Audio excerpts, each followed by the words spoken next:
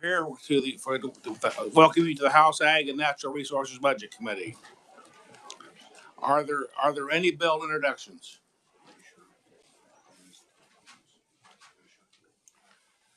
So next on the agenda, we're here to work the Department of Commerce budget.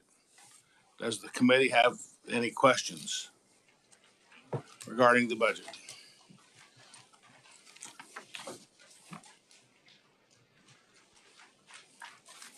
Would you like to work from a motion to pass it out and then discuss and do the amendments on the discussion? I'd rather wait till we get to where we're at. So,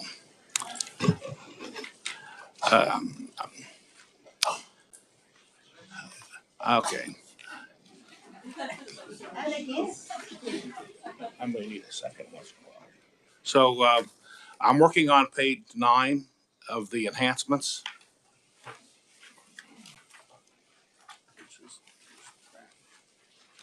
It says, yep.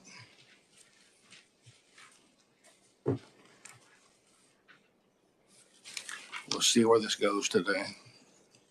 I'd like to make a motion on the enhancement request, returning Kansas home marketing campaign. I'd like to make a motion that we do not approve this enhancement campaign for $3 million. And if there's a second, we'll discuss it. There's been a second. Does anybody want to talk about the returning Kansas home marketing campaign for $3 million? Representative Garber. I'm on page 9, number 2.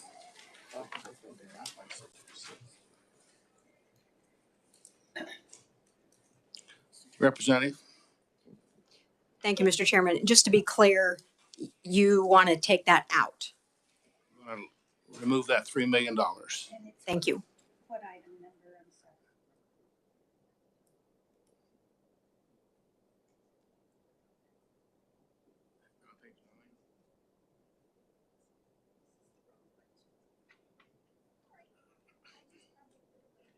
That's okay. Yeah, Commerce. Here, Josh, give her I one. don't want a clean one. I want my notes. Sorry about that. Okay, here it is. Page 9. Number 2. So, any comments, Representative Curtis? I'm just want to make sure I'm understanding procedure. Like, so are we going to, through our discussion, like suggest amendments, or are we going to have an amendment to like accept the budget and then amend it? I'm not sure how procedurally I'm going we to should be find doing out that. here. Since we're going to kind of like this, we're trying to get this stuff done. Could you kind of, if you have an amendment, make it a conceptual and write it down and give it to them? Is that okay, guys? Otherwise, we'll be here to Christmas. So.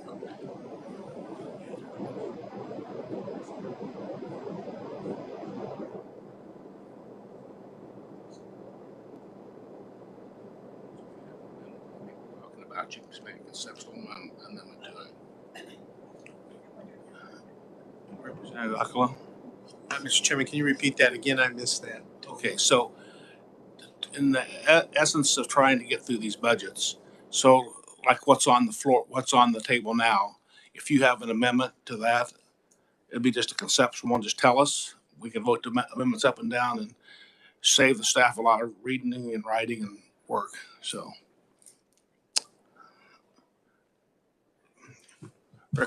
Representative Jacobs. Thank you, Mr. Chair. Had we as a committee voted to work on this bill yet? Or on this budget, sorry. Am I thinking wrong? I'm just here. If the committee would rather do it that way, that's fine. The bottom line is, when this budget's done, so. Mr. Chair. No. Yes, sir. Joe. I think you made the motion to move the budget out so we could discuss it, to put amendments on it. It was seconded by Representative Jacobs. So we're open for discussion to approve the budget. So either we pass it out or not pass it out. That's up. Or you can amend it on the offer an amendment now, or pass it out and offer an amendment on the floor if you want to amend it later. It's so we can move it out like the chairman says, so we can get it approved or not, so the staff can go ahead and get it out for the time we have it. Comments? I agree with that. That's the way it should happen. And I guess you did make that motion. I didn't hear it. And thank you for seconding it. So where are we at now? Now we can discuss. And under discussion, we can make amendments. Thank you, Mr. Chair. And we were discussing your request on page 9, number 2, to see that moved somewhere else or altogether removed. And that was our discussion. I'm hoping, I may be wrong on this, Representative, but if we remove it, would it just be tax dollars going back to the taxpayers, back to the budget somewhere? Or you can earmark it somewhere if you'd like. Well, I would, Ma'am, Yes, ma'am. I believe that we do not have to do that in this committee. We don't need to say where we're going to spend the money. It's not our job to do that. It's our job to decide if we're going to spend what the governor's asking or not. And then the remaining money would stay in state general fund or whatever fund it came out of until the appropriations process and the consensus committee and everybody does their work. If we did this on the floor with people who are not involved in this process not being able to speak, then they would have to have a pay-go because the budget number would be established by that time.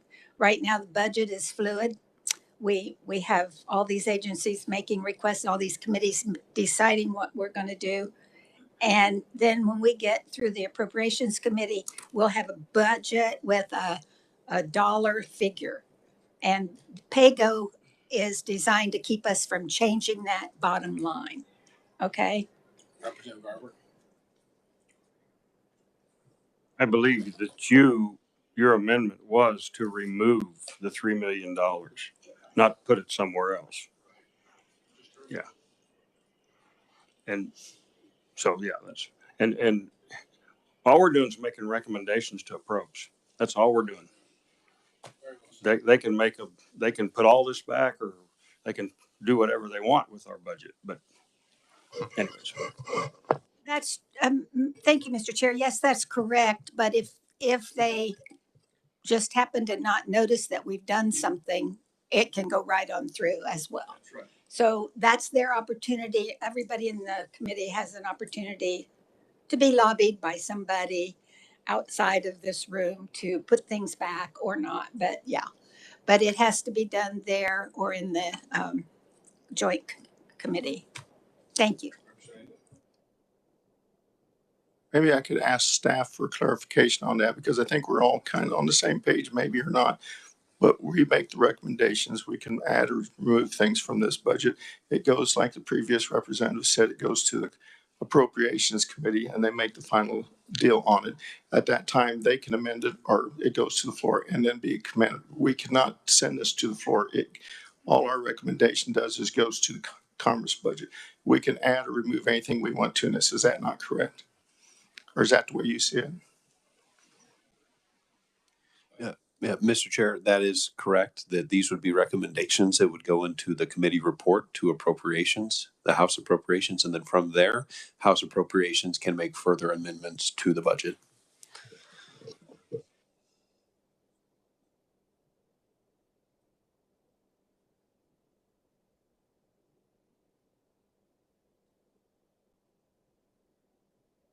Thank you, Mr. Chair.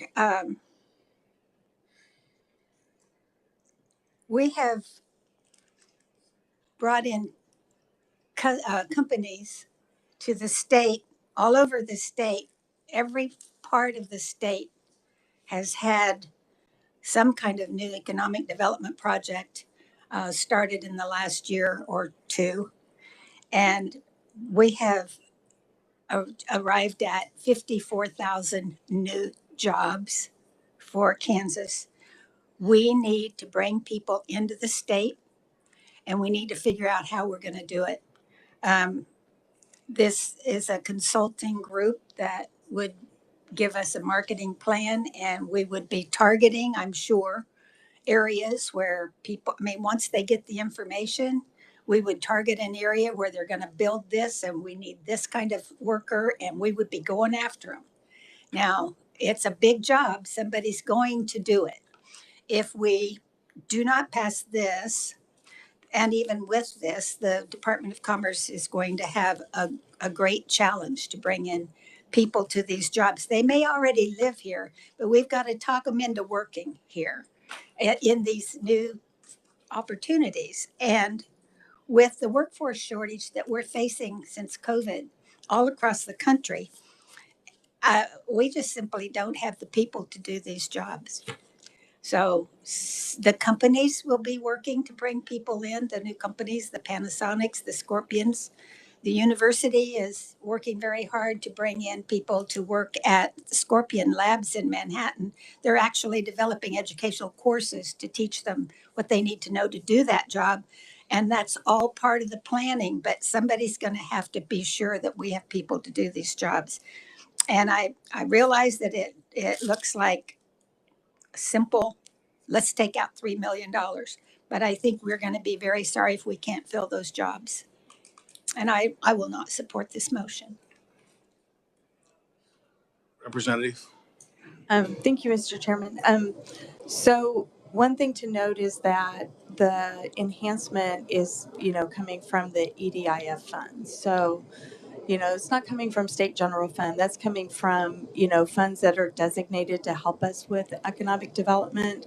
So that's one thing. And, I must admit, like last week when we were talking about this, I was a little bit skeptical. I'm like, how are you going to market to people, that have moved away, taken their talent somewhere else? How are you going to do that? Market to them and entice them to come back. And so, how coincidences happen. So on Friday, I toured a music production studio that's in Kansas City, Missouri. It's somebody who grew up in KCK, and now he's expanding his educational forum to the Kansas side.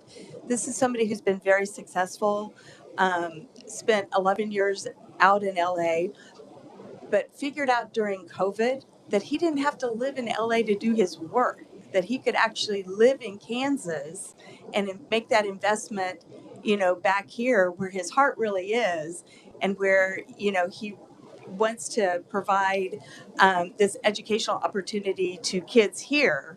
So, after I heard that story, it kind of changed my mind. I thought, well, maybe there is something to this, that we have all this talent that, gets exported, and how do we get them back? I know I participated in a thing with Commerce a few years ago, and they showed where a lot of our outmigration is to Kansas City, Missouri. And it's like, our young kids, they want to have that urban experience after they get out of college. But then as they have kids, a lot of them migrate back.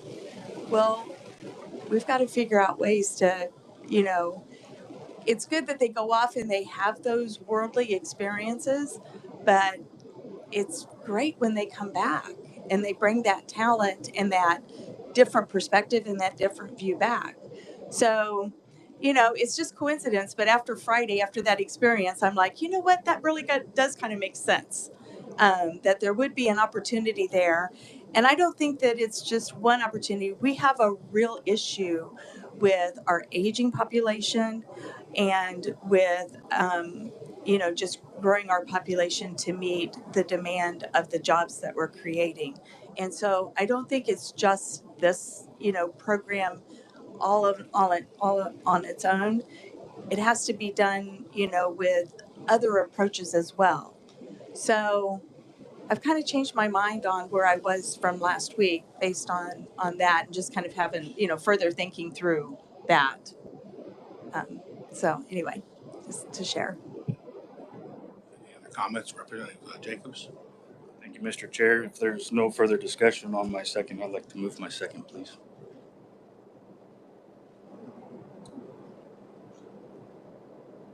I move.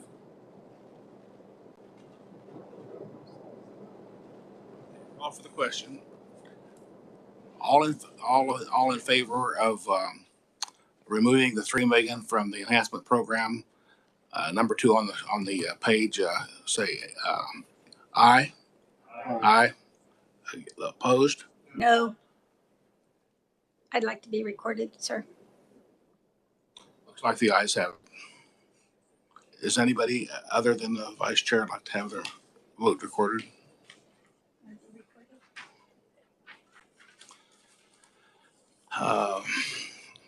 Okay, we're still on the commerce budget. Anybody have any comments or anything they'd like to talk about? Any changes? Representative Jacobs? Thank you, Mr. Chair. Maybe I could get some clarification on page 11, line item, budget number 32. And if I'm just simply reading this right, is this adding on page 11, is this adding another $6.3 million for the Apex program? Rachel, would you like to help on this one? Thank you, committee. Rachel Willis, Director of Legislative Affairs for the Department of Commerce. No, it's not adding on or changing that. That's fulfilling the requirement of the Apex law. So it's 6.3 million for the training reimbursement piece for both the qualified firm and suppliers for this fiscal year. Mr. Chair, how much of this 6.3 million has already been spent? Do we know, or is there anything? Is it just purely once the buildings are built, then there's training? I think the training to some degree will happen simultaneously as the building is being finished, so that as soon as the facility is complete, they'll have workers that are trained and skilled and ready to go. Thank you, Mr. Chair. And as you said, it was in the Apex bill. We train them, we relocate them, we pay part of their salary. So that's the way that one goes. Thank you, Mr. Chair.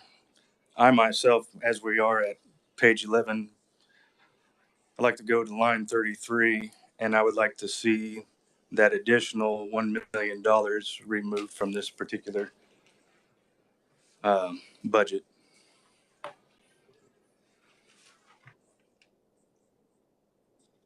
was a motion. I did not hear a second. That's the motion. Was there a second? I'll give you a second. Well,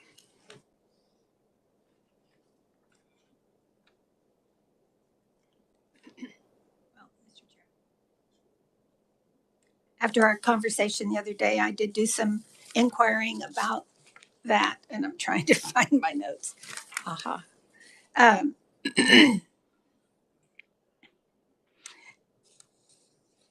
This enhancement allows Commerce to work with employers and communities to ensure that early child care services are available for employees and communities, providing additional support to new development projects. So when we have a new development project is when this kicks in. It is not just scattered through the wind. It specifically builds in plans to provide these services to their workforce. So they will be working, the monies will be used to work with employers that are new to the state to help their employees have childcare, and it'll have to be decided by the company and the Commerce Department on what would work for them. It'd be individualized supportive childcare in these companies. These are some handouts that apply to what we're talking about now. Okay, good. I wish I'd seen it earlier. Thank you, Mr. Chair. So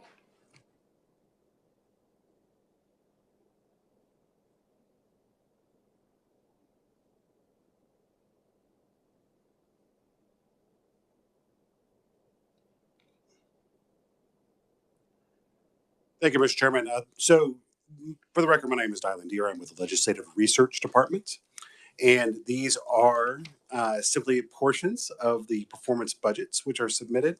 I understand that there was a request for some background information on what additional funding there might be in other agencies for sort of childcare assistance. This is three separate programs that you see before you. One's childcare quality, one's childcare stabilization, and one is childcare assistance. At the bottom, at the last table, each one will have the amount of funding. This was submitted with the agency request, but I checked the data, and with the exception of childcare stabilization, they're all the GovRec and the agency request were more or less the same. And in the case, the GovRec and the agency request were the same. With the exception of childcare stabilization, in which the governor put about $4 million more into that particular program and additional assistance for fiscal year 2024. So if you look at childcare quality, what you can see in there is the core program, role of this program is to provide information to parents about childcare available in their communities and referrals to other programs in response to family needs. And if you turn to the next page behind it, you can see there was 116.3 million in this in FY23, and the FY24 estimate is 10.1 million. It's a pattern you're going to see over and over again through these programs. They had a large volume of additional pandemic assistance, which came through them, which is now being exhausted, and the time limits to spend some of those funds are running out. So, childcare stabilization, okay? And these funds are to support the stability of the childcare sector during and after the public health emergency. At least 90% of those funds are to be spent as subgrants to qualified childcare providers. The amount of funding in this in the 22 actuals was 210.2 million. In the 23 estimate, that's 2.8 million. That's our current fiscal year. And in the 24 estimate, there's no funding for this particular program. And childcare assistance is the last one I was going to touch on. So childcare assistance provides low-income working families with access to affordable, quality childcare that allows them to continue working, training, or continue their education. It also is also provided to families whose children are receiving protective services. And for this particular program, you can see that in FY23, there's 68.2 million, of which 10.4 million is from the state general fund, and 57.7 million is from other funds. And you have a similar breakdown in FY 2024. Like I said, I just wanted to provide a brief overview of some of the other child care assistance programs that I was requested to do that. So this is them. And also, if you care, the performance measures are in there as well. So you check those out. Pretty good data. Committee have any questions on this at all? Representative Curtis? Thank you, Mr. Chairman.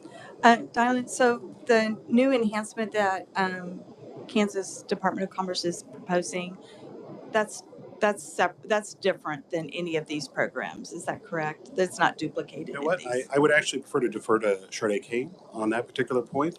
She's more familiar with the commerce budget than me.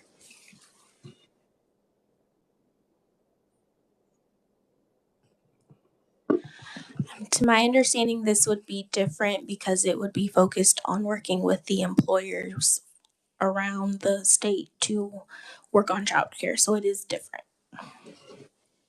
Just wanted to make sure it wasn't duplicated in some way with the other programs.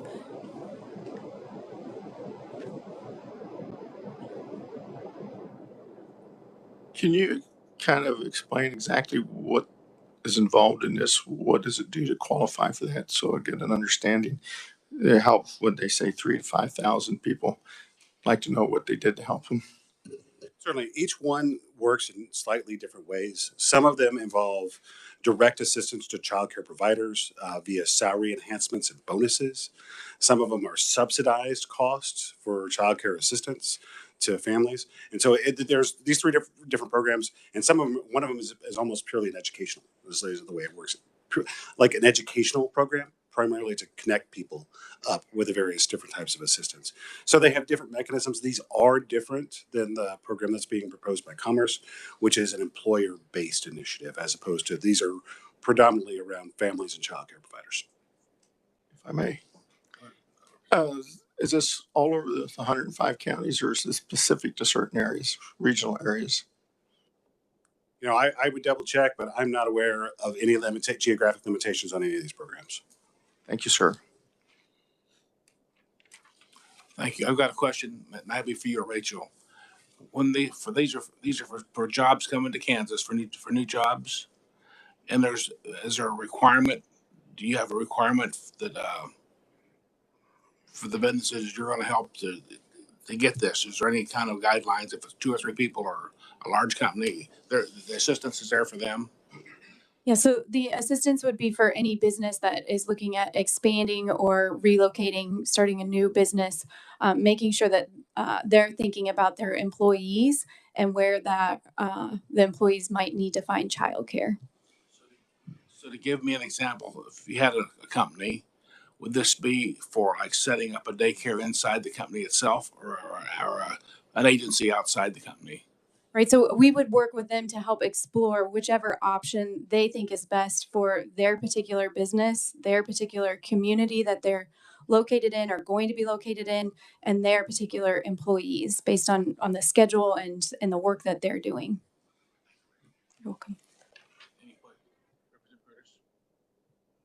Rachel, so like a lot of businesses, I think, tell me if this is correct, but I think a lot of businesses, they're like, we might be willing to co-locate or have like a daycare or a childcare facility, you know, in our business or in close proximity, but we're in the business of like, you know, manufacturing nuts and bolts. And so like, we have no idea how to run a childcare. So a lot of them like is the option that they may like look for a partner like a Boys and Girls Club or a YMCA or like some other kind of like childcare provider to like then run the operation. Is that kind of like, and so then I'm just in my mind thinking that this is how you do it. So then you try to marry those partners together because we're really trying to solve like a major issue of our employers, which is childcare in order to get the employees back to work. So it's like a partnership, right? Is that? Yep, we would help make sure that they're thinking about all of those All options. those options. Yeah. Okay, thank you. Thank you, Mr. Chair.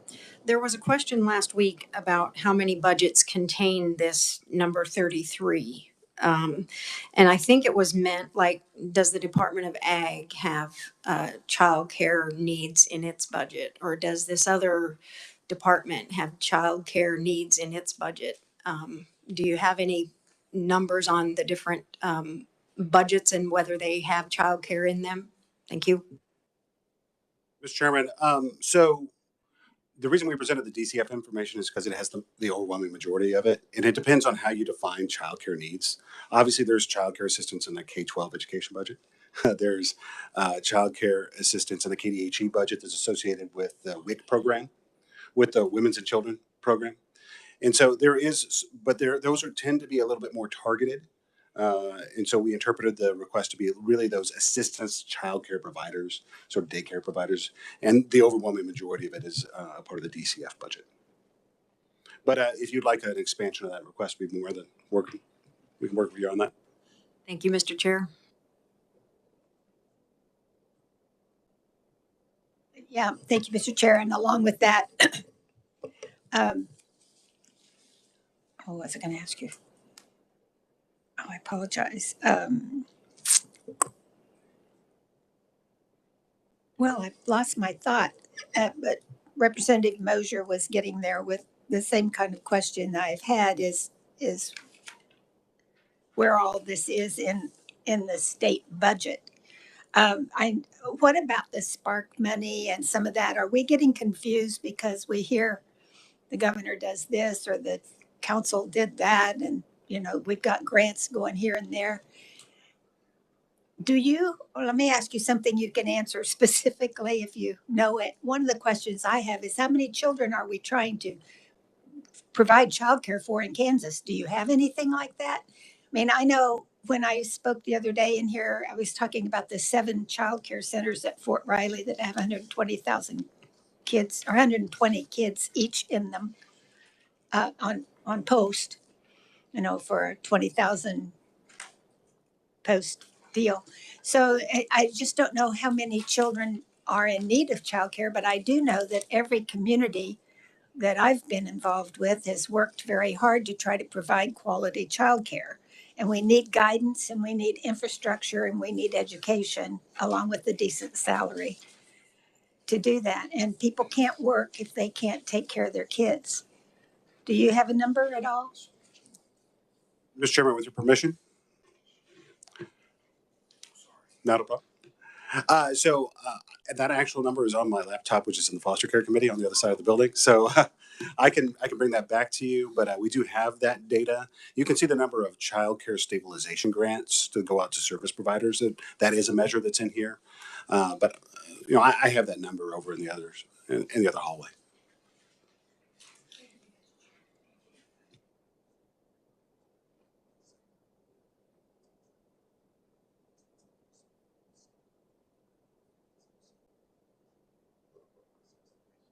Real quick, I just to put it out there, this is the taxpayers' money.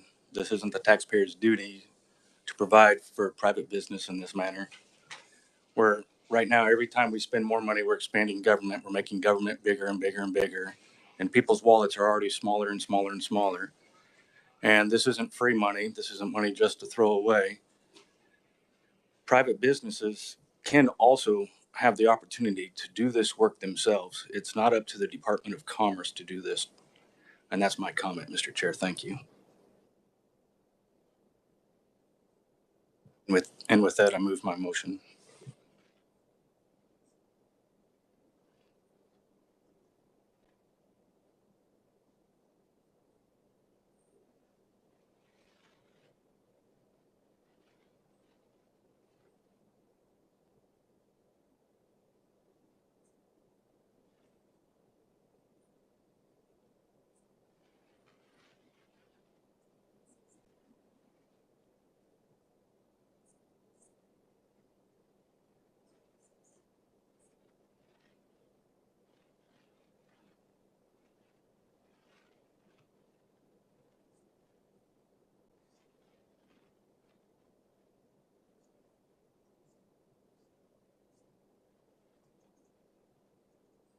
Thank you, Mr. Chair. I mentioned the other day, we were talking about the semi-quincentennial bill, and somewhere I've got the figure.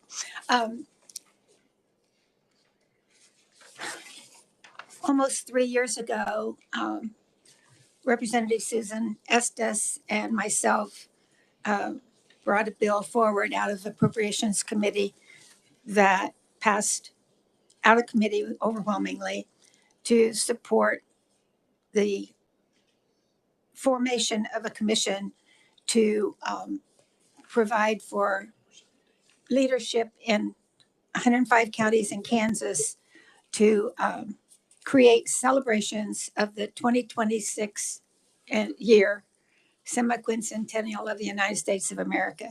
This was requested by the federal government in a bill that every state do this in every county. And if you remember the centennial celebrations of Kansas a few years back, it was a good time for people. It was good tourism. It was good community building fun, and it was a wonderful time back in those days when we could enjoy those celebrations. This would revive that kind of celebration. The like I said, it was 3 years ago we brought the bill. It did not get a hearing on the floor until last year, at the very last day, last minute, we passed it out on the floor. So we had lost 2 years of fundraising and 2 years of marketing and bringing forth this celebration. And the governor cut the funding that we had in the bill for it because nothing had happened. We didn't even have the appointments to the commission until after we started in January because the speaker's office didn't know if it was their job to do it or if it was the former speakers or the new speakers. And so we finally have the commission appointed. I'd like to make a motion that we fund the semi-quincentennial with some seed money according to the bill as it was planned that we would do. But the governor was cutting $73,500, which was for one position. And I would like to move that we fund it with $237,775, which is the amount that the Department of Commerce says they need to develop a web page, have 2 employees to work on it for the next, what do we have, 3 years now? I mean, 2.5 short years. We would not have needed 2 employees the first year, but by now we're behind and we've got to catch up. So to hold meetings, pay some travel expenses for the state employees, et cetera. And the volunteers on the commission will not be paid according to the legislation.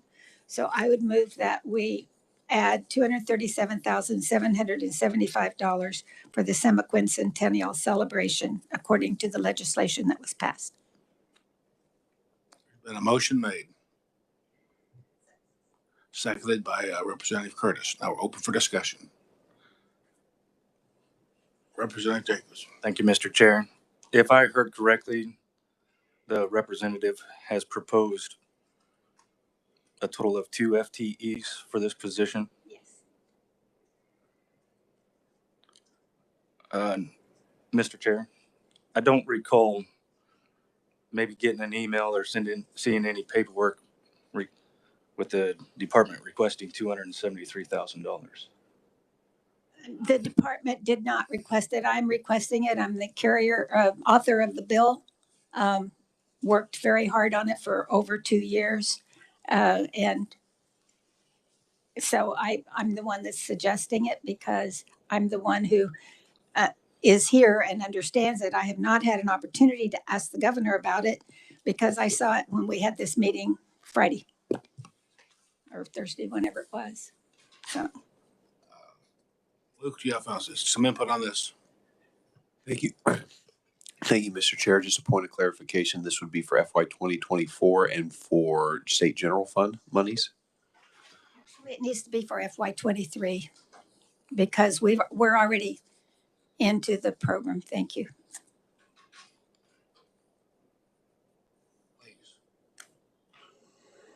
So for fiscal year 2023, there is $73,500 in the budget. Is this on top of that amount? It's red. For fiscal year 2024, it is cut, but for fiscal year 2023, it is in the 2022 approved amount. For that. Thank you. I did not see that. All right. So thank you for that. And I would amend the amount then to remove that 73.5. And the new amount would be $161,675. This is one-time money. It doesn't go on again.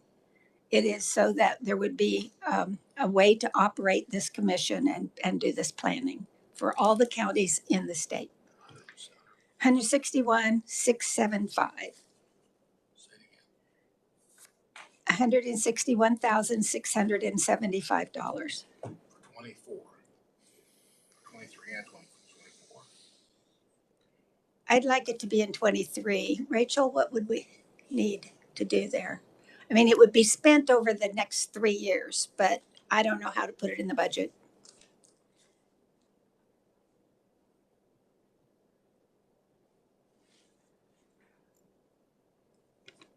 So yes, to get us up to our original requested amount from last year, we would need, just doing quick math here, I believe $161,675 to get us up to that total of $237,775 that was requested in that fiscal note on the original bill. What year do we need that put in? Is it for 23 or, I mean, it's a one-time, but we need it now, don't we? To build the website and get the communication going. Yes, you're correct. So it should all go in this year, or do we want to carry forward any of it, or? Well, since we're planning for that event in 2026, we're going to need that money to continue so that we can uphold the responsibilities of the commission. How do we do that? So we would need to, there would be an enhancement for 23 and then an enhancement for 24. Do you know how much they would be? Can you give me the Yes, so for FY '23, I believe we would need 161,675. And then for FY '24, we would need 237,775. Thank you, Rachel. That's more than I realized, but also, do you have any idea what other states are spending to do this? Because it's happening all over the country. It is, and like Philadelphia area, it has really kicked things off. I don't have any of those numbers with me. Philadelphia what? Has really kicked theirs off. They will be leading the country as far as their celebration. Didn't I hear some figure on that once? Several million dollars. Yeah. Several $1 million, but I don't know the exact. So this is bare bones. This is absolutely, it can't happen. If we don't do this, then this whole thing falls apart for Kansas. Because if we don't have the seed money and the leadership of the staff of the Department of Commerce, we've already got like 22 people on the commission, and they're from all over the state that are leaders in developing events in their community for things. And they're well known for the history they have of the state and all of the things. We've really carefully chosen people that can really do this job. And so if they don't have leadership and get pulled together, it doesn't happen. Rachel, did you want to say something? Just to clarify even more, and I don't want us to get, I want us to be able to meet expectations and to be able to do this the right way. So I think the enhancement for FY '23, by the time it gets approved and we have access to it, it will be late May. And then the fiscal year ends the end of June. So I would prefer for the enhancement to really be focused on FY '24 again, so that we can be responsible and meet expectations and get our job done. I don't have a problem with that theory, but what's your dollar amount for 24 then? Just ask for the 237 and, Yes. and the department will help us. Yes. Is that a promise? All right. Representative, would you like to withdraw all your other motions and start over, or where would you like to go on this? I think, yes, that would be really the best. I withdraw my motion. I move that we add $237,775 for the Department of Commerce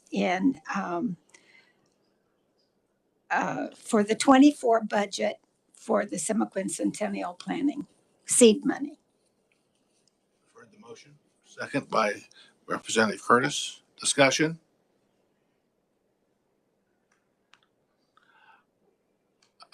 Representative Moser. Thank you, Mr. Chairman. Have there been meetings already, and has fundraising started, which would be another source of money to pull this project off? Thank you. Mr. Chair, with your permission, yes. No, there has not been, and it's been because it stalled because of the election. Nobody knew, and we changed minority leaders and we changed majority leaders, and they had appointments, and the speaker had appointments, and somebody dropped the ball. We kept reminding them, but it was always some other question, and but it passed the House, I believe, unanimously, and the Senate. It is legislated, and we do need to fund it. But yeah, it just didn't happen because people didn't sign off on their appointments.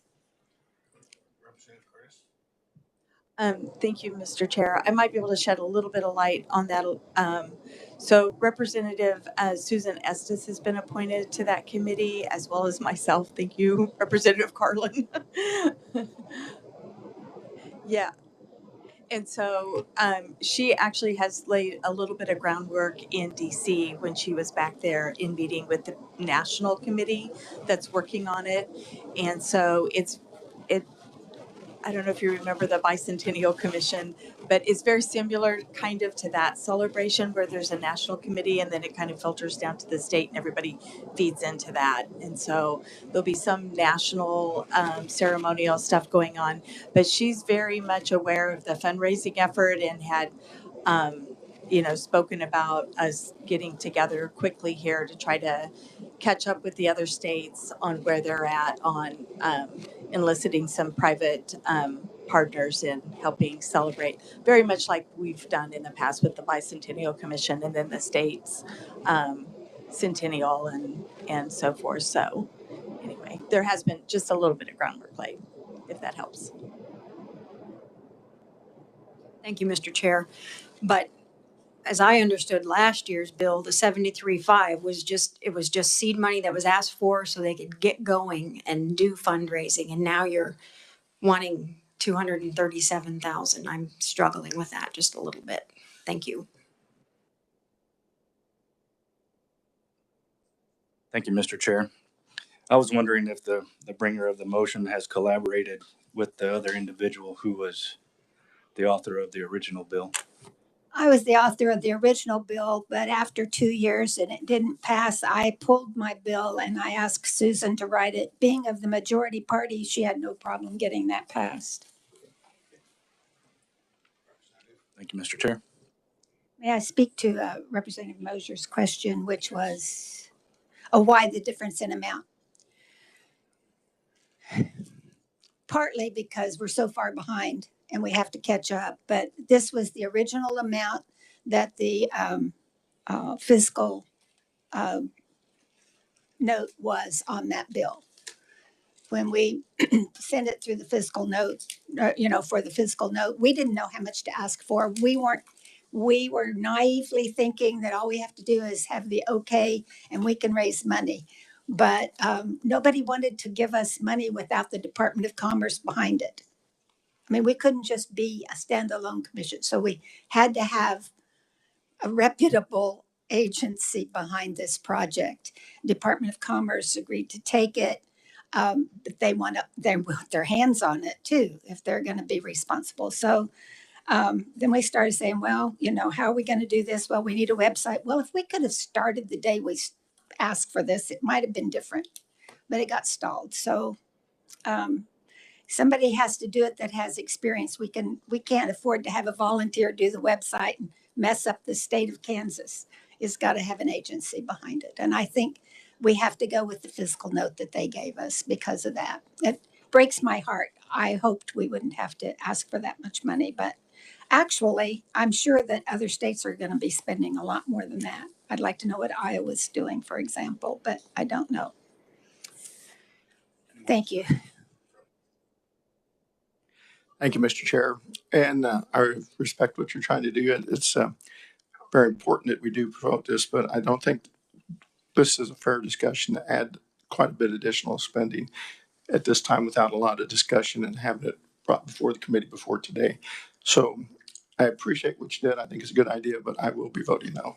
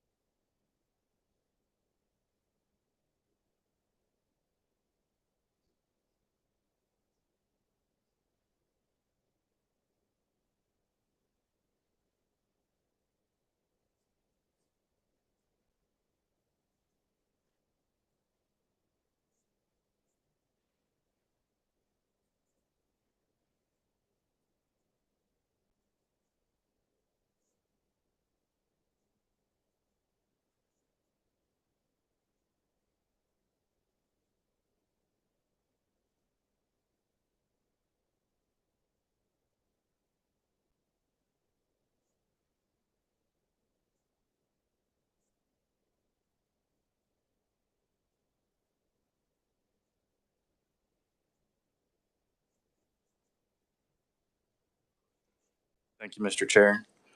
On page 9,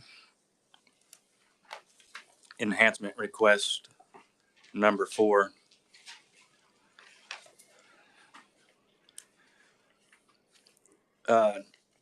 Does the committee know where these 4 rural community development projects are?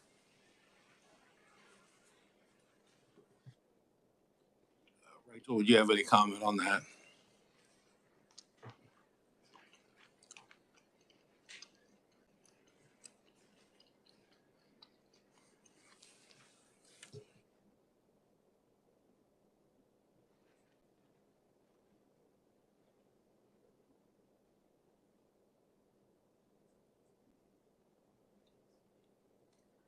Thank you, Representative. They're not in a specific location. They're for specific projects that total that 2.3 million. Mr. Chair. 4 different projects somewhere, but we don't know where. Or what if one project costs $2 million or 2.1 million? Yes. So I apologize. Are you asking for the specific dollar amounts related to each project within that enhancement request? Are you asking for physical location? I'm confused on the question. Mr. Chair. Yes, both. Where there's the physical location is where would those be, and how much for these 4 projects? How much money is allocated to each one of these 4 projects?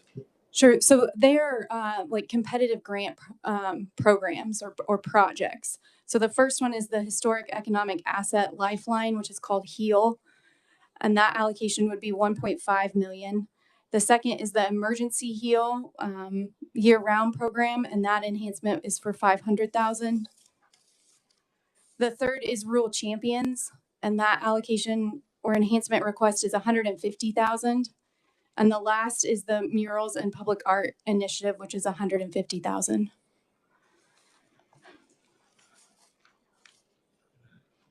Thank you. So with that last line item, would you repeat that again? The last project number 4 in that total enhancement is Murals and Public Art Initiatives for 150,000. Would that coincide also with line item or enhancement request number 10?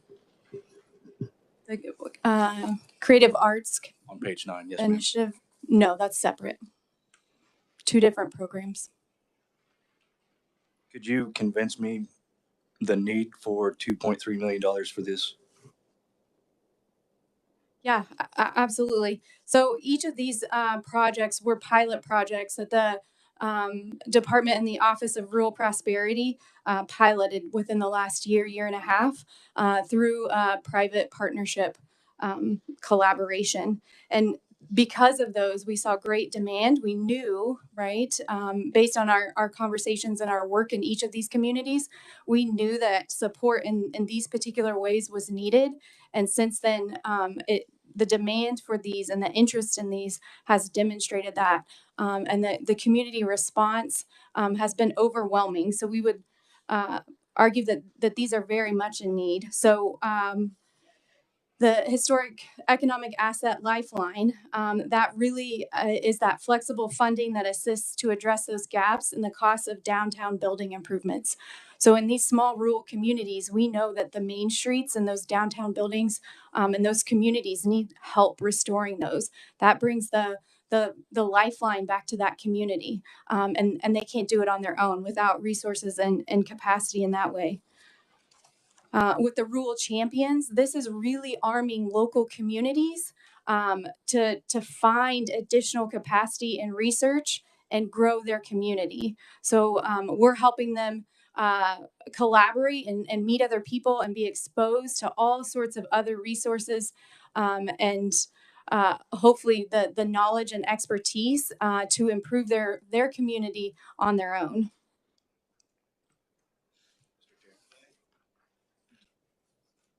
I don't recall receiving any of that data in the brief with the budget. And Mr. Chair. Yes, Representative. I would like to hold back that 2.3 million on line item number 4 and remove that from the request of this budget, please. There's been a motion.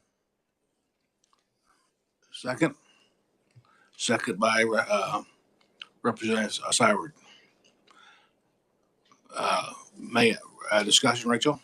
Yes, so we did provide that detailed information and those explanations on pages 5 and 6 of our previously submitted testimony.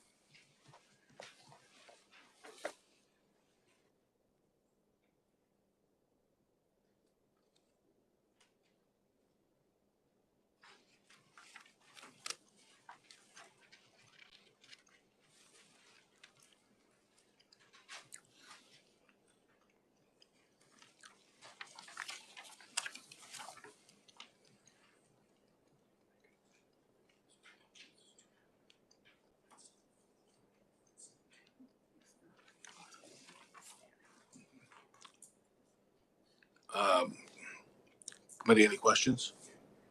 Representative Akala? Thank you, Mr. Chair. Hey, Rachel, I had a couple questions for you. So my understanding is, and I could be wrong, about these rural community development projects. I know that in appropriations, we were looking at trying to get more housing in rural areas. We were also looking at downtown areas that were didn't have the financial resources some municipalities may have to keep the integrity of the downtown versus not keeping buildings up, tearing them down.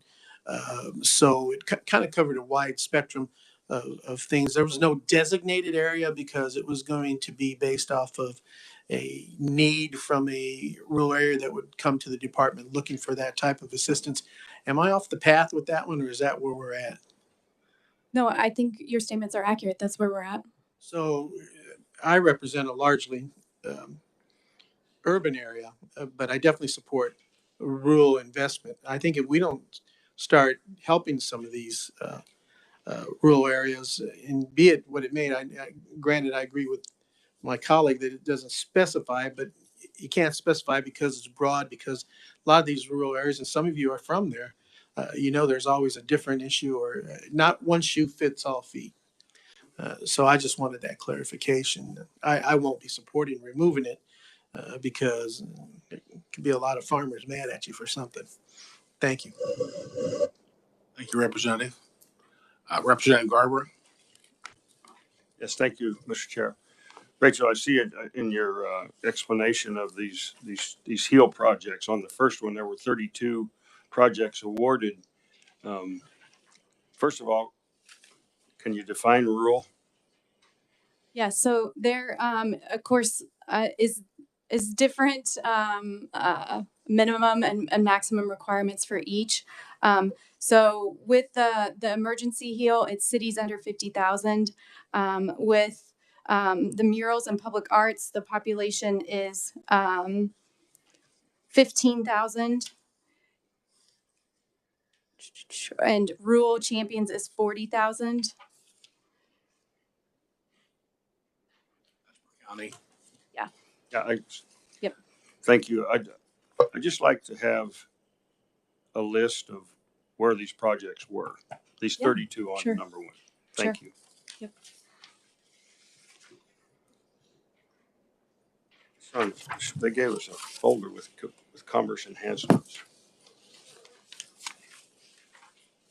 Looks like this. Any further discussion? Representative, you care to move your motion? Move my motion, Mr. Chair. So it's been seconded and moved. All those in favor of this say yes. Yes. Those opposed say no. To me, it sounds like the no's.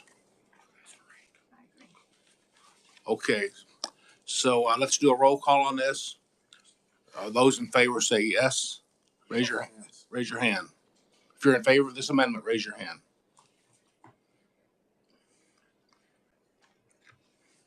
Got it. Those opposed? The no's apparently have it. So, moving on the budget.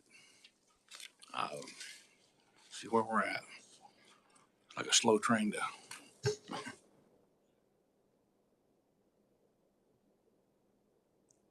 Mr. Chair, thank you. I'd like to refer to page 9, number 3, enhancement request for research division and 2 full-time employees. If we looked at the budget for this, we've increased that 11 employees total. I'm not sure how many has been removed, but I would like to scratch that to additional employees. I think like personal businesses and the ones that pay taxes, sometimes they got to do more with less. And I think, this would be one of those projects that I'm sure they can assign them to do more for less. So I would like to strike number 3, 2 full-time positions.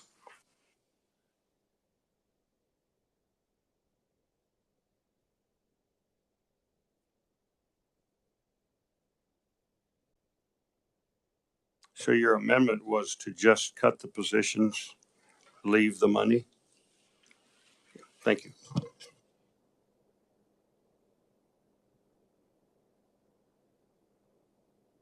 Thank you, Mr. Chair. I would like to ask if we could, of Rachel, what area is this research in? Do you know? Is it just, and it is Economic Development Initiative Fund money. So I assume it's economic development research, but if you can clarify, thank you. Yeah, so it would help us better study and analyze a good variety of data so that we can really operate and function in a data-driven capacity specific to economic development. So we've got our transparency database. We're always working to calculate that return on investment when it comes to incentives and those sorts of projects and programs within the department. So having dedicated staff that could help us do this instead of us potentially having to hire outside contracts and working with other folks to pull those numbers, it would be much more efficient for us to do that and to do it on a regular basis within the department. Thank you, Rachel. Thank you, Mr. Chair. And Rachel, if the Department of Commerce is not armed with the data and the research that they need, then they pretty much go into negotiation with businesses with one hand tied behind their back. Like, you all need those resources when you're working with businesses in a partnership or in making sure that you're negotiating the best deal for our state. Yes, you're absolutely right.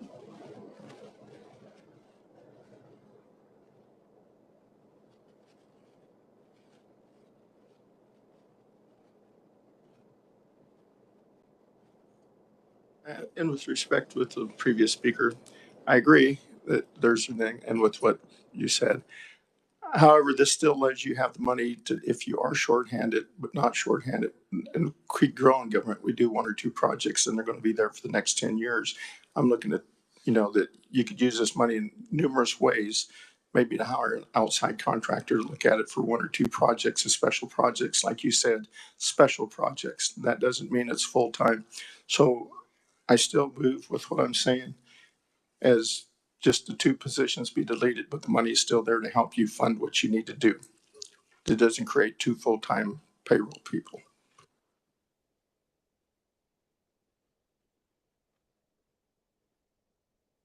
Thank you, Mr. Chairman. I move my motion.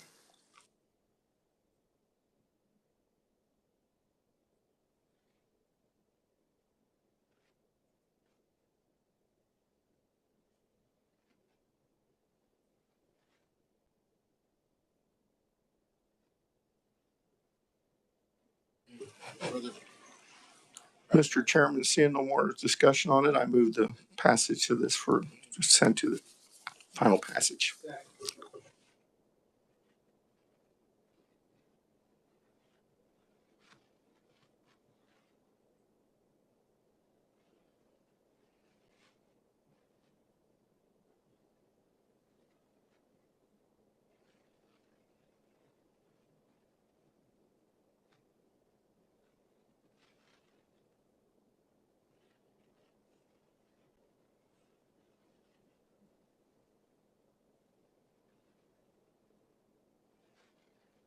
Mr. Chairman, just a reminder that a big part of the budget, as we had talked about, goes to the Kansas Housing Resource Corporation.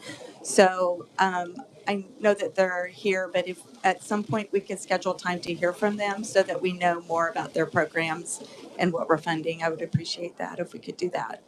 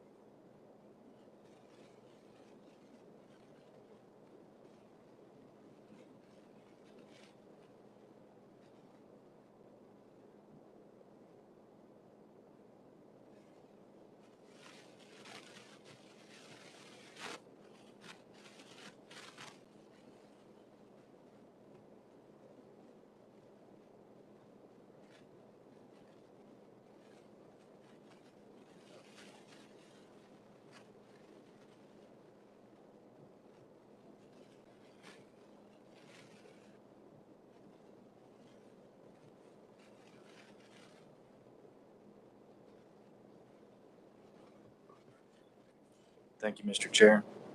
On page 9,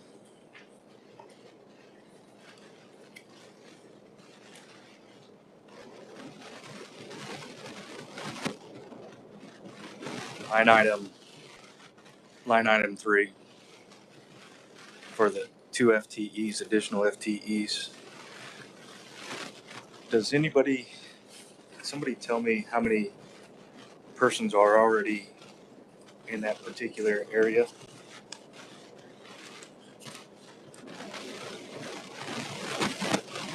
there anyone here from Ag that could help us on this?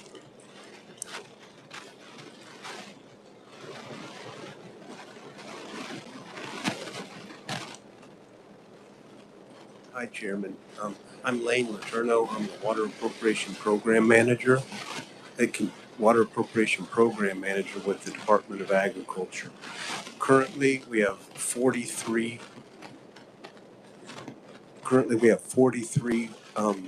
positions and requesting 2 more.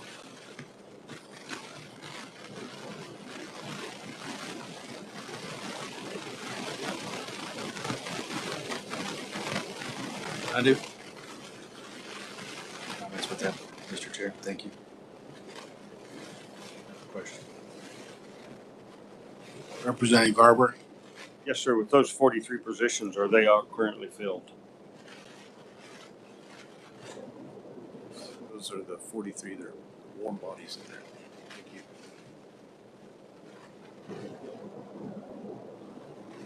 you.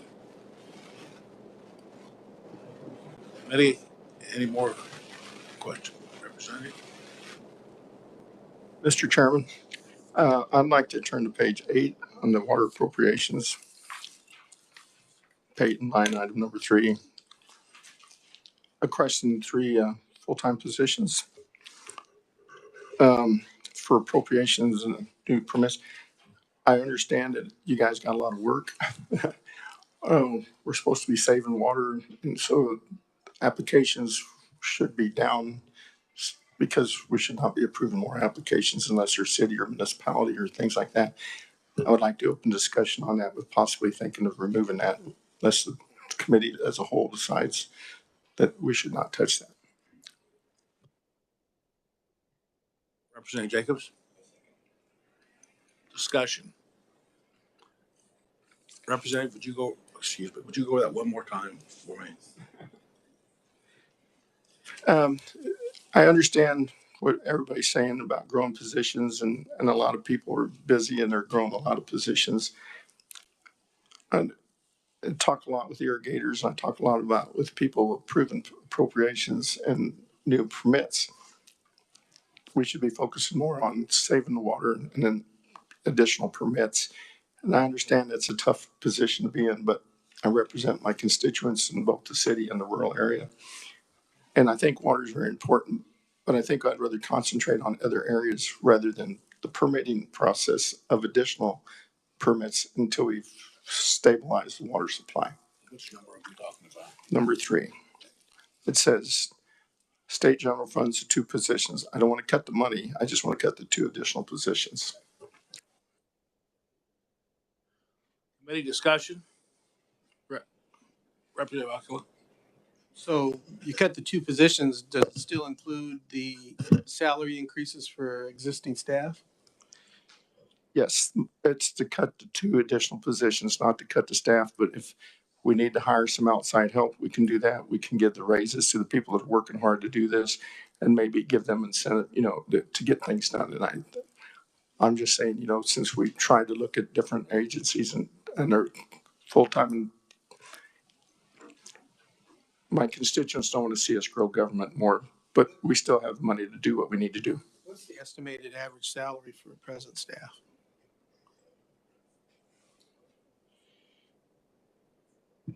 So I'm Kellen Leach. I'm the CFO for the Kansas Department of Agriculture. And I don't have the average salary for the water appropriations program, but the salary ranges roughly between 40,000 and 75,000 because there's a wide range of environmental associates and professional engineers in their program. To your point, Representative Seibert, I would also state that a large bulk of those permits are not for new water applications. So a lot of those applications are for people that are trying to conserve water and they're trying to enroll in MIFAs or they're trying to do things. So they're not necessarily new water applications. And a lot of the people in that program have to have additional certifications and qualifications in order to work for that program, or at least a technical skilled level of expertise that would be hard to go to the open job market for us to do a staff augmentation contract for. Can I ask you another question though? From what you said, you're saying professional skills at 42,000. Where do you get professional skills on the open job market for 42,000? The answer to my question was that program has a wide range. They have engineering associates that would not necessarily have a professional engineering degree, all the way ranging up to professional engineers. So those professional engineers would be more at the $70,000 to $80,000 level. But they do have others in the program that would process those change applications or those other applications for conservation or change in use or other things of that nature. Okay, thank you. And I'll leave it up to the decision of the committee. Representative Akula? Can you, so, and that's a low end, I think, for engineers. And even at that, don't look for them to stay very long. Can you talk about the permitting process for people that are wanting to conserve water usage? I know we went through this through appropriations. I don't remember all the details, but I think it'd be good for the committee because it's not just about cutting the positions. I mean, there's more attached to that, a benefit for us, I think, as a state. Well, I think so. Representative Alcoa, I appreciate that. Earl Lewis, Chief Engineer with Division of Water Resources. And so first I want to respond to, I think, one of the other questions here. The 40 to 48 is really on the low end. As we think about environmental scientists coming in, we're talking about $50,000. And I think the question, or if I were to ask, can we compete at that? And the answer is no. We are having trouble hiring folks at that level. That's where our current pay scale and appropriations put us at today. And just to give you a good example, we had recently a member of our Garden City field office that had been there for 17 years and left Division of Water Resources, didn't really want to, but left to work in the city of Garden City staff, comparable responsibility, but got a $20,000 pay increase.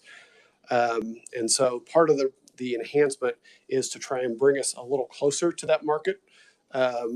Looking at that position, that person that left, and again, have to go back and look exactly, but I think we would probably get about halfway there for that person. So we're not quite even fully there yet, but we get there. So as Kellen correctly pointed out, the water appropriation staff cover a whole range of things, whether that's new application, and we do have a number of areas that are still open for appropriation. And the state statute, the Water Appropriation Act, dictates in 782A 711 that we appropriate water unless it's already fully appropriated, unless there's no water available.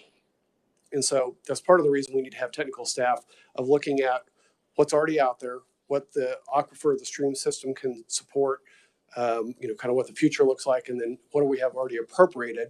That's one of the biggest pieces of it is looking at how much is already out there versus how much is available. But the state law basically requires that if we have water available, that we let people put it to beneficial use, right? That's the ultimate purpose of the Appropriation Act, is to make sure that we're managing that resource, but doing it in such a way that allows our citizens to put that water to use, and for their purposes, for the economy, and all those things we use water for. So from a new application that can come in the door, certainly we notify all the other landowners. We look at all the other water rights. We look at the resource. We make that determination technically of whether there's water available. We have to communicate back and forth with the applicant a number of times, make sure that we've got everything okay. There's legal processes that come into play of making sure that these are development of property rights. So there's a lot of legal aspects to it as well. And so there's a whole series of steps that go into moving from somebody asking for another water right to where we say, yes, you can go out and develop that water right. If we're in a really good situation where we're caught up on things, that probably should take about 3 to 6 months to really do all of those steps. And there's a lot of times there's timeframes there. Right now, we're about 420 days of getting when the application first tells us that they want something until we make a final decision. That's our average.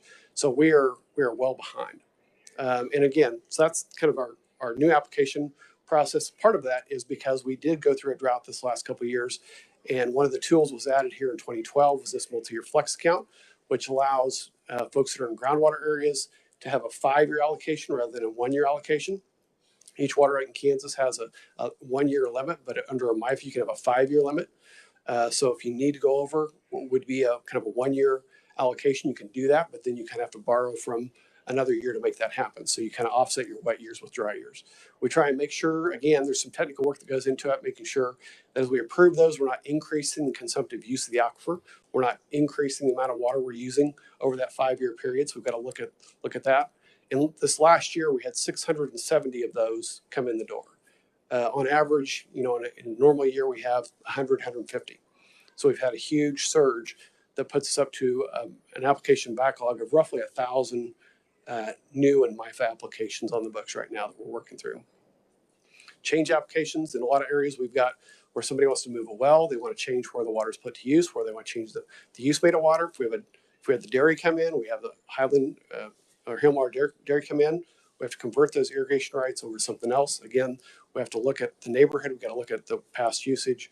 We've got to do a lot of technical work and again communicate with the neighborhood, making sure that we're taking the public interest into consideration.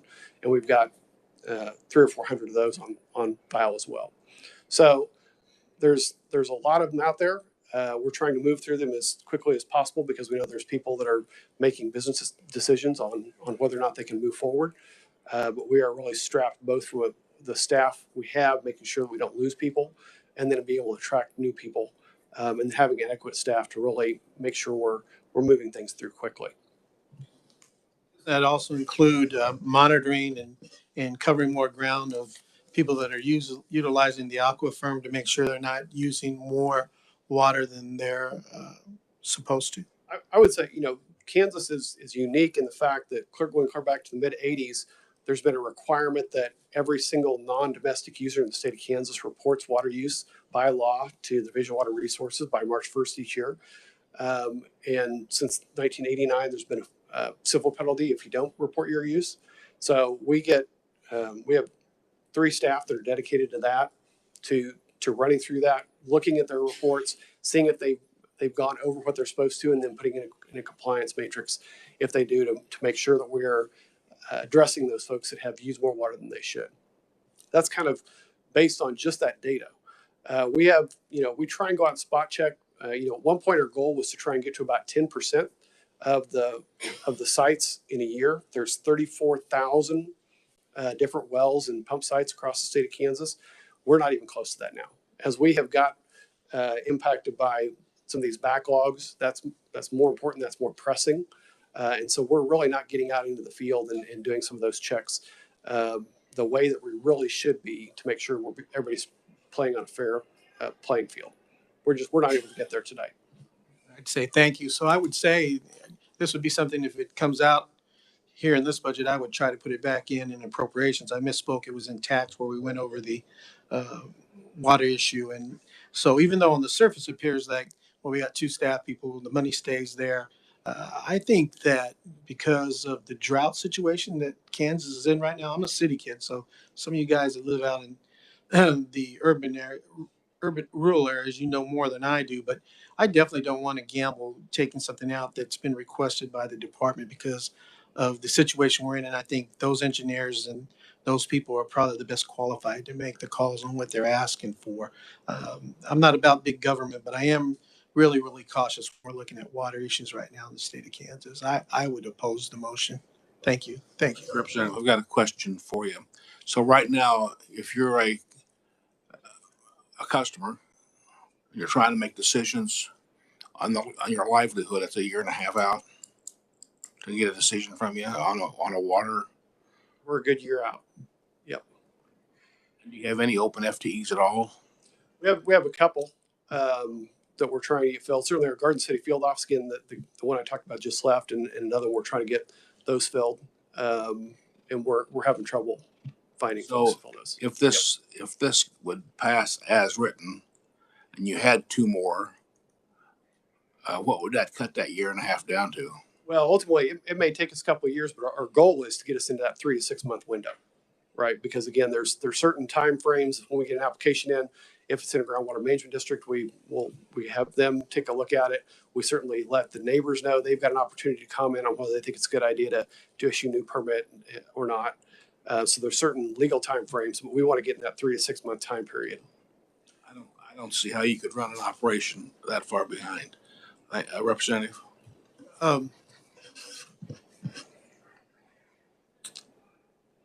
So right now, though, presently, you can't guarantee that it could get done within a 6 month period.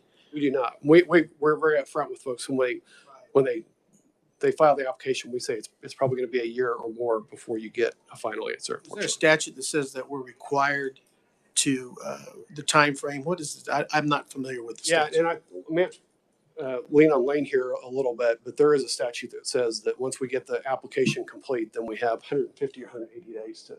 So 180 days. So if we can't turn that over in that period of time, then it becomes a liability for the state. It does. And which could cost us more money than the 2 FTE positions. Would you repeat that? If they don't get it done in 180 days. I mean, it creates a penalty. I think it creates a liability because we didn't fall within the statute. Penalty to who? To the state. At this point, the penalty is that they can ask for their filing fee back. And so, I mean, there's a filing fee that helps support the process as well. And if we get past the 180 days, somebody can say, you've taken too long, I want my money back. Thank you, Mr. Chairman. Thank you, Mr. Chair. I have a question for you. Talking with irrigators in different locations, because this is a big issue. And the renewals, I understand that. Are most of your employees located in office? Because some of the field people tell me that the people they deal with that work in the offices are working out of their houses now, and that they're very hard to get a hold of during the day. Yeah, well, we have a few folks that are out of their houses. We have certainly 4 field offices across the state. I understand they probably do. And we've got the majority of our folks in the appropriation program are out in the 4 field offices. And we do have some that are in office as well. What is a staff? Because when I was looking at that, I forget what it was like 350 some staff. How many of those work for the Water Appropriations Act? And this is what we're talking about. So we've got 3 programs in Division Water Resources. There's 43 in the appropriation program that Lane manages. We've got about 75 overall. So there's another 30, 32 in the other 2 programs. Okay. And in answer to the question of the people that work at home that are hard to get a hold of during the day, do you have staffers still not working in the office that would normally be full-time office employees that are still work out of their houses because of COVID? What we did was when we looked at coming back from COVID, one of the things we looked at to say, okay, if somebody wants to work from home, how do we justify that? And so we looked at say individual production. And a lot of these times when we're talking about new applications or change applications, it's a pretty good widget to count, right? And so we looked at their production when they were home versus when they were in the office full time. And we had some folks that actually were more productive at home because they got distracted at work or whatever. And so that's kind of the metric we use as we looked in whether to justify somebody being at home was what their production level was. And other folks that were not as productive at home, we said, no, we got to get them back in the office to make sure that we get that productivity up. Thank you very much.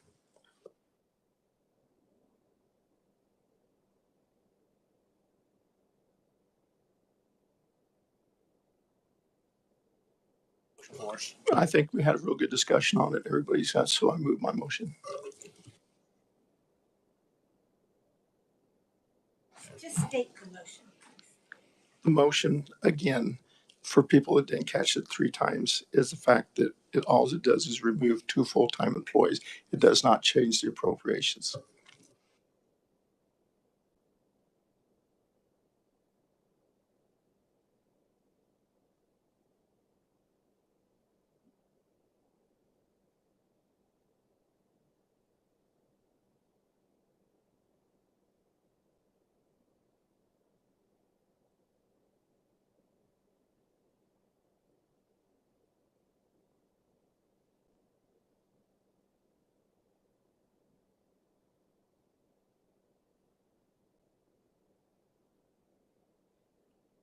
Thank you, Mr. Chair.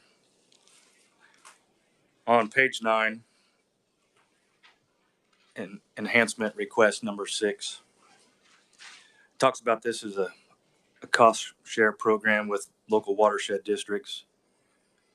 Does anybody in the committee know, or maybe somebody else could tell me, what is the percentage that each water district would pay, or does that have to do on depend of the work?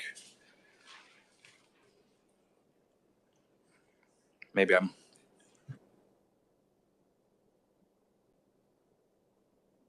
It varies a little bit based on what's being done, and what the purpose of what the split in say water supply versus flood control. But on average, you're talking about a 50-50. Mr. Chair. Representative? Thank you. Who do I contact? Because I've called the department twice in a week on this particular issue, and I've left 2 messages and nobody's called me back, and it's for one of my counties. So On the budget line, or is it more on for the underlying? watershed information. And Well, I can sure get with you after the committee Okay. and make sure that we get back with you. Mr. Chair. This may just help a little bit. In my area, which is Shawnee County, maybe going east, there's about 30 watershed dams plus thereabouts a watershed the Wakarusa watershed, whatever they are. And to give you an example how crazy it is, we have a watershed dam, and they came out and said, by law, we need to raise your dam 1 foot. There's never been a problem. Built in 1990, no problems. And the contract was signed, and it was $350,000 or $60,000 to raise that dam 1 foot, and that's kind of.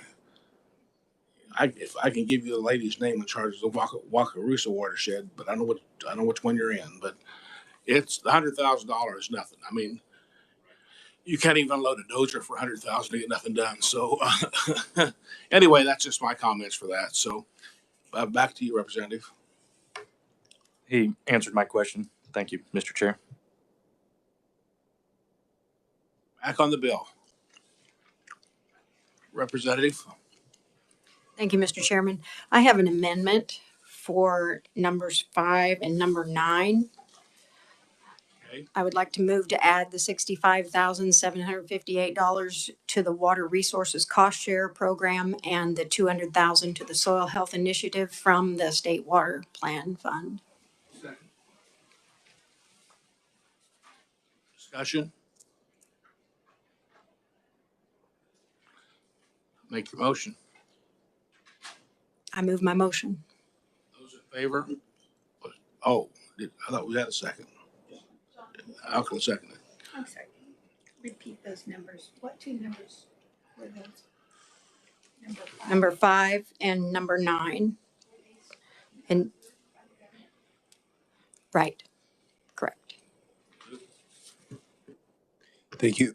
Thank you, Mr. Chair. So the motion would be to add 65,758 water resources cost share and $200,000 for irrigation technology. Mr. Chair, if you look on page 13, the 65,758 was not included by the governor. Irrigation technology is funded at, or excuse me, was this for soil health or irrigation technology? The number 5 is these programs would be used to provide education and outreach to producers, and money could be met, over and above what's on the paper here by private companies, nonprofits, et cetera. So that was for item 5 and item 9. Is that correct, Representative? Yes. Okay. Yes. So then, Mr. Chair, items 5 and 9 are not included in the governor's recommendation. That is 65,758 for water resources and then $200,000 for soil health. So your motion is to restore the funding. Yes, that's correct. Okay. Thank you. And we've had a second.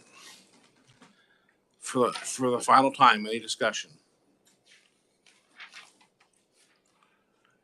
Those in favor say yes. Those opposed say no. No. It looks like the yeses have it. The yeses do have it. We're back on the budget.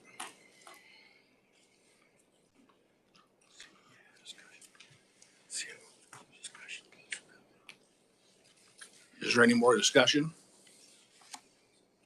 Would you like to make a motion to pass this budget out, Representative? Mr. Chair, I move this bill to be passed out. Second. Those in favor of passing this out as amended, say yes. Yes. Opposed? This budget's passed out.